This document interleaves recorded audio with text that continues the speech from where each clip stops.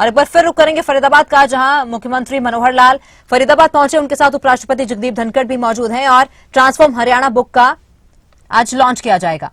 मानस हिंदुस्तान की भूमि से ही जुड़ा हुआ था, उसके हाथों में सत्ता आई तो मैं समझता हूं जिस परिवर्तन की बात अभी पंचनंदा जी कर रहे थे, मनोहर लाल जी की चर्चा करते हुए, हरियाणा में पहली बार शायद ऐसी सरकार बनी है जिसका चित्त भी भारतीय है, शरीर भी भारतीय है। प्रिय मित्रों, देखिए विकास पहले भी होते रहे होंगे, मैं ये नहीं कहता कि विकास अभी हुआ, विकास पहले भी हुआ होगा, लेकिन कई बार होता है कि आदमी को बहुत अच्छा खाने को दो, बहुत अच्छा पहनने को दो, वो कहता भाई साहब खाने को तो अच्छा मिल रहा है लेकिन चित्त बुझा बुझा सा है। यानी शरीर का विकास कई बार होता रहता है, चित्त बुझा बुझा सा है। हिंदुस्तान में पिछले 75 सालों से चित्त बुझा बुझा सा था। अब मुझे पता चला हरियाणा में सरस्वती दोबारा प्रवाहित हो रही है, मनोहर लाल जी उसकी कोशिश कर रहे हैं, तो अब जो है अब चित्त प्रफुल्लित हो रहा है। देखिए ये विकास का जिसको कहना चाहिए एक विशेष अंतर है, शरीर भी प्रफुल्ल होना चाहिए, चित्त भी प्रफुल्ल होना चाहिए। उसके लिए वो लोग आगे आने चाहिए जिनके लिए सत्ता साध्य नहीं है, केवल साधन है। दीनदयाल उपाध्याय बार बार कहा करते थे कि भाई हम सत्ता पर क्यों जाना चाहते हैं, कि भाई जो सत्ता पर जाना चाहते हैं सैल्यूट पड़ेगा, कहते हम इसलिए सत्ता पर जाना नहीं चाहते। सत्ता हमारे लिए सेवा का माध्यम है। कुछ लोगों के लिए सत्ता ही सब कुछ हो जाती है, लेकिन कुछ लोग सत्ता को साधन मानते हैं। मुझे लगता है मनोहर लाल जी के नेतृत्व में जो सरकार चली है वो सत्ता को सेवा मान रही है, साधन नहीं मान रही। वैसे शास्त्रों में लिखा गया है कि किसी के मुंह पर प्रशंसा नहीं करनी चाहिए, लेकिन जो मैं कह रहा हूं वो प्रशंसा नहीं, सत्य है। और ऐसा कहा जाता है सत्य मुंह पर ही बोलना चाहिए। पिछले लगभग एक दशक से हरियाणा में जो विकास हुआ है वो हरियाणा के मानस को छूता हुआ जा रहा है। मनोहर लाल, इसके लिए संवेदनशीलता बहुत जरूरी है। वो कहते हैं जाके पैर न फटी बिबाई, वह कह जाने पीर पराई। जो उन रास्तों से चल कर आया होता है वो आदमी की स्थिति को समझता है, हरियाणा की स्थिति को समझता है। मनोहर लाल जी उन्हीं रास्तों पर चल कर आए हैं और इसलिए मैं समझता हूं हरियाणा के मानस से जुड़े हुए हैं। हमारे दर्शन शास्त्र में आता ना द्वैत और अद्वैत। द्वैत होता है जहां शासक जो है वो प्रजा से अलग हो, अद्वैत होता है जहां दोनों एकाकार हो गए हों। हरियाणा में शायद पहली बार शासक और शासित दोनों एकाकार हो गए हैं।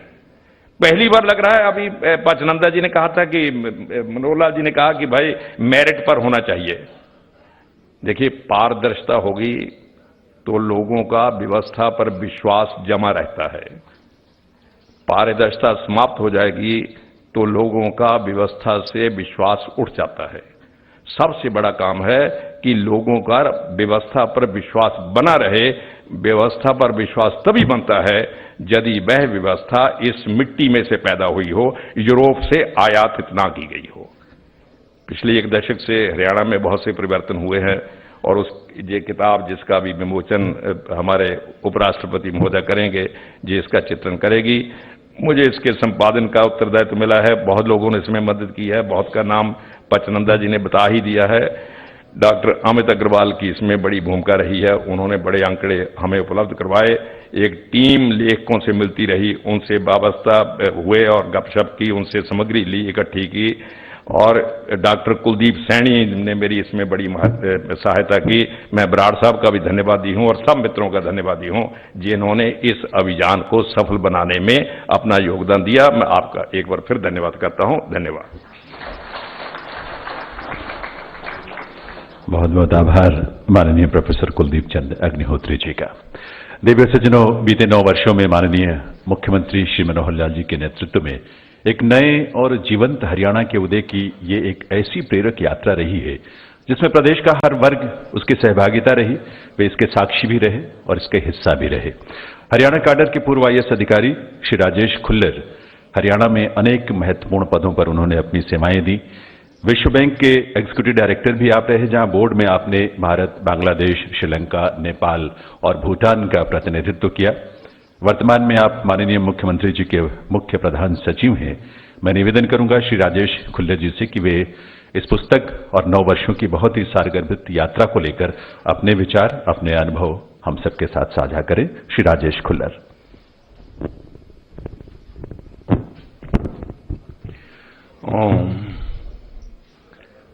परम श्रद्धेय एवं सम्मानित मंच और समस्त देवियों और सज्जनों, मेरे प्रणाम स्वीकार करें।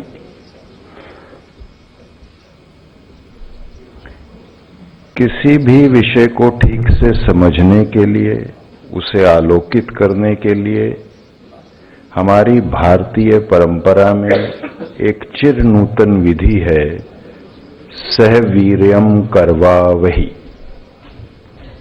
उसी का अनुसरण करते हुए मैं आपसे अपना संवाद 3 छोटे छोटे प्रश्नों से शुरू करना चाहूंगा। आपके उत्तर सांकेतिक होंगे।